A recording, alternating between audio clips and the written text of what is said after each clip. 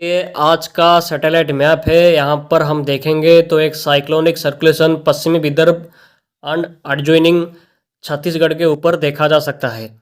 And इस circulation के साथ दो तरफ दो ट्रॉप लाइन को भी देखा जा सकता है। एक विदर्भ से लेकर तमिलनाडु तक फैला हुआ है और दूसरा नॉर्थ आंध्र प्रदेश से लेकर झारखंड तक फैला हुआ है। इसके साथ एक एंटी साइक्लोन को भी देखा जा सकता है सेंट्रल बे ऑफ बंगाल के आसपास, जिसकी वजह से लगातार मॉइस्चर का फ्लो पूर्वी भारत तक जा रहा है। इसीलिए बार बार बादलों का फॉर्मेशन उड़ीसा के ऊपर हो रहा है। और ये सर्कुलेशन जो है ये धीरे धीरे करके उड़ीसा एंड झारखंड की तरफ मूव करना स्टार्ट करेगा, जिससे Orissa, Jharkhand, west Bengal, Bihar, east Uttar Pradesh and Chhattisgarh के कई पार्ट्स में आंधी तूफान और भारी बारिश होगा आज से, जो कि और भी इंक्रीज करेगा, जो कि 22 मार्च तक ऐसे ही जारी रह सकता है इन सभी पार्ट्स में।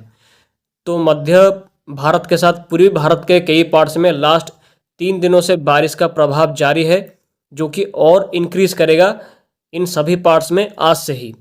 तो सैटेलाइट में हम देख ही सकते हैं कि उड़ीसा एंड छत्तीसगढ़ के ऊपर लगातार बादलों का फॉर्मेशन हो रहा है, जिससे लगातार काल बैसाखी का प्रभाव जारी है उड़ीसा एंड छत्तीसगढ़ के कई पार्ट्स में। और बादल ऐसे ही फॉर्मेशन करता रहेगा, जिससे बारिश और भी इंक्रीज करेगा आज से। तो आज का यानी कि 19 मार्च का अगर बारिश का आउटलुक के बारे में देखेंगे तो आज पूर्वी मध्य प्रदेश, वेस्ट बंगाल, उड़ीसा के कई पार्ट्स में गरज चमक के साथ बारिश हो सकता है। इसके साथ हेल स्टॉर्म के साथ 60 किलोमीटर प्रति घंटे की आंधी भी चल सकता है इन सभी पार्ट्स में। इसके साथ विदर्भ, तेलंगाना, झारखंड के साथ बिहार, मराठवाड़ा, छत्तीसगढ़, असम, मेघालय, नागालैंड, मणिपुर, मिजोरम, त्रिपुरा के साथ अरुणाचल प्रदेश एंड कोस्टल आंध्र प्रदेश के साथ यानम के कई पार्ट्स में गरज चमक के साथ आंधी चल सकता है।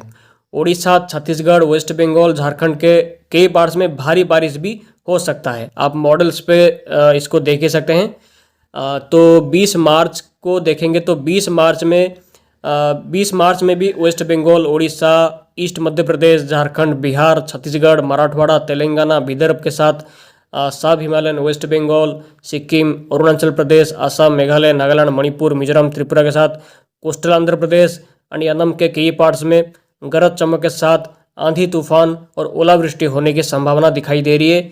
इसके साथ उड़ीसा, तेलंगाना, कोस्टल आंध्र प्रदेश में भारी बारिश भी हो सकता है 20 मार्च में, यानी कि कल।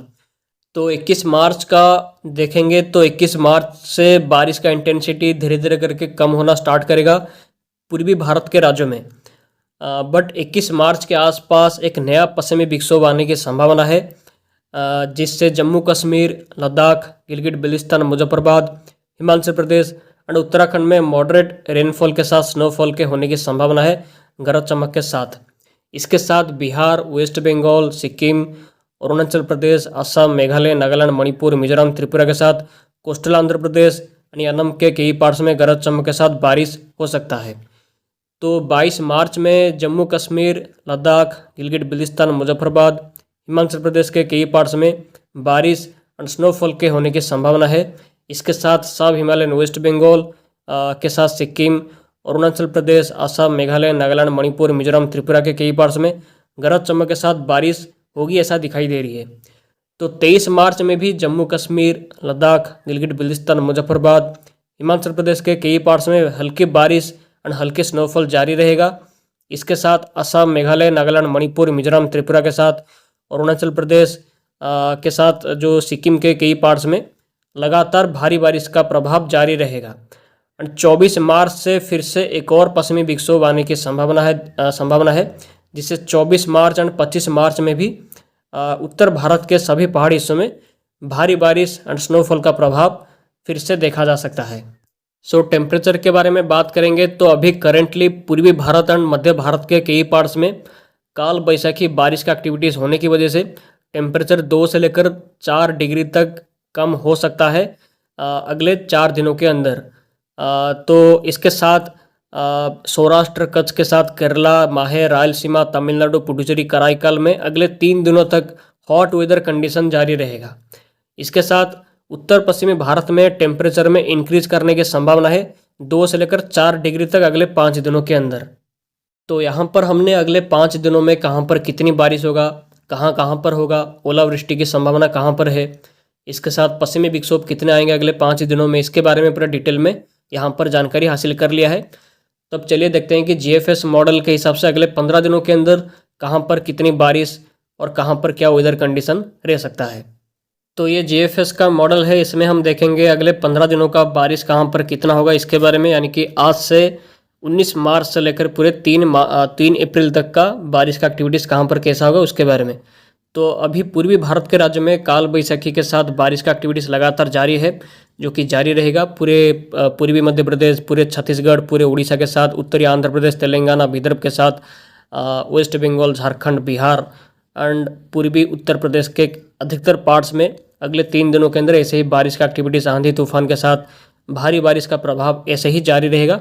आप मॉडल पे देख ही सकते हैं। इसके साथ उत्तर पूर्वी भारत के सभी पार्ट्स में लगातार बारिश जारी रहेगा अगले 15 दिनों तक ऐसे ही।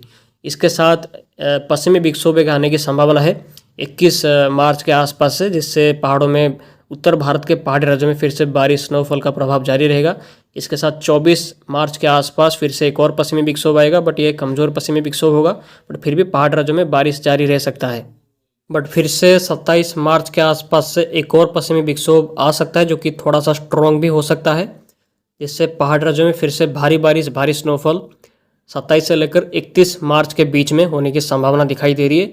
बट 1 अप्रैल के आसपास फिर से एक और पश्चिमी विक्षोभ आएगा एंड लगातार 3 अप्रैल के पास एक और भी पश्चिमी विक्षोभ आ सकता है। तो यहाँ पर पश्चिमी विक्षोभ लगातार ऐसे ही आते रहेंगे, जिससे पहाड़ों में लगातार बारिश एंड स्नोफॉल का प्रभाव लगातार होने की संभावना है। तो इसके साथ उत्तर पूर्वी भारत के सभी पार्ट्स में अगले 15 दिनों तक ऐसे ही लगातार बारिश का प्रभाव एंड भारी बारिश का प्रभाव ऐसे ही जारी रहेगा।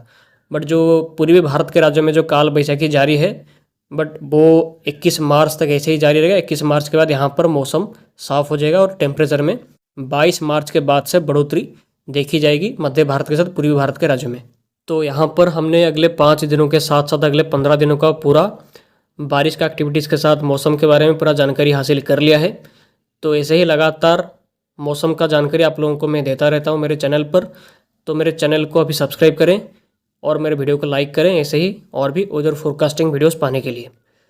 तो आज